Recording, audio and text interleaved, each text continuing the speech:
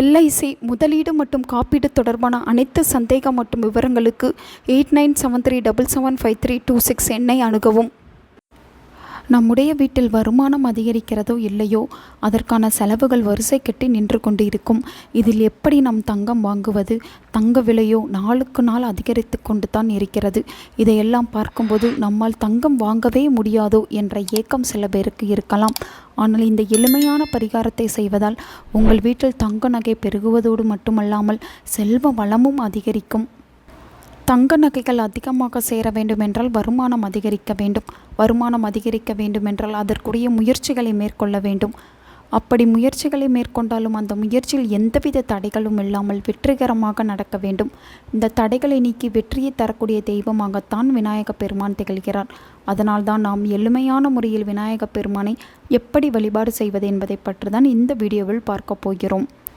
ஒருவரின் ஜாதகத்தில் சுக்கிரன் குன்றி இருந்தாலும், பணநிலை சரியில்லாவிட்டாலும், மன நிம்மதி குறைந்தாலும் விநாயகப் பெருமானை வழிபடுவதைத் தவிர வேறு எந்த வழியும் நமக்கு கிடையாது. எனவே விநாயகப் பெருமானை வழிபாடு செய்வதன் மூலம் தடைகள் நீங்கி பணம் சேமிக்க உதவும் வழிகள் அனைத்தும் நமக்கு அமையும். இந்த வழிபாட்டை செய்வதற்கு நமக்கு உகந்த கிழமையாக திகழ்வது வெள்ளிக்கிழமை. வெள்ளிக்கிழமை தான் சுக்கிரனின் நாள். சுக்கிரனின் அருள் இருந்தால் தங்கம் மேலும் மேலும் சேரும். எனவே சுக்கிரனின் நாளான வெள்ளிக்கிழமையோடு சேர்ந்து விநாயகரையும் வழிபாடு செய்து கொள்ளலாம். அதிலும் அமாவாசைக்கு முந்தைய வெள்ளிக்கிழமையாக இருந்தால் மிகவும் சிறப்பு. அப்படி வழிபடும்போது விநாயகப் பெருமானுக்கு எருக்கம் இலைகளை சமர்ப்பணம் செய்து கொள்ளுங்கள்.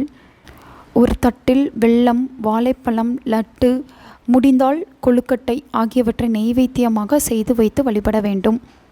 பின்பு ஒரே ஒரு எருக்கம் இலைக்கு மேலே ₹1 நாணயத்தை வைத்து உங்களுடைய வேண்டுதல் என்னவோ அதை விநாயகப் பெருமானிடம் முன்வையுங்கள்.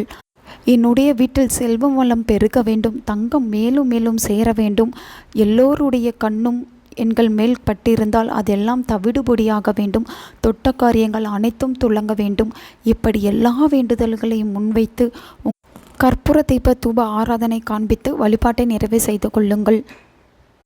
பிறகு வடக்கு பார்த்தவாறு அமர்ந்து கொண்டு ஓம் லம்போதராய வித்மகே வக்ரதுண்டாய தீமகே தந்தோ தந்தி பிரசோதயாத். ஓம் லம்போதராய வித்மகே வக்ரதுண்டாய தீமகி தந்தோ தந்தி பிரசோதயாத். ஓம் லம்போதராய வித்மகே வக்ரதுண்டாய தீமகே தந்தோ தந்தி பிரசோதயாத்.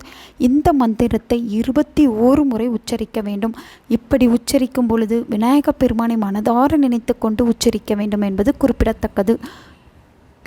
வெள்ளிக்கிழமை நாளன்று விநாயகப் பெருமானின் மந்திரத்தை பிரம்ம முகூர்த்த நேரத்தில் உச்சரிப்பவர்களுக்கு தங்க நகைகள் சேர்வதற்குரிய வாய்ப்புகள் அதிகரிக்கும்.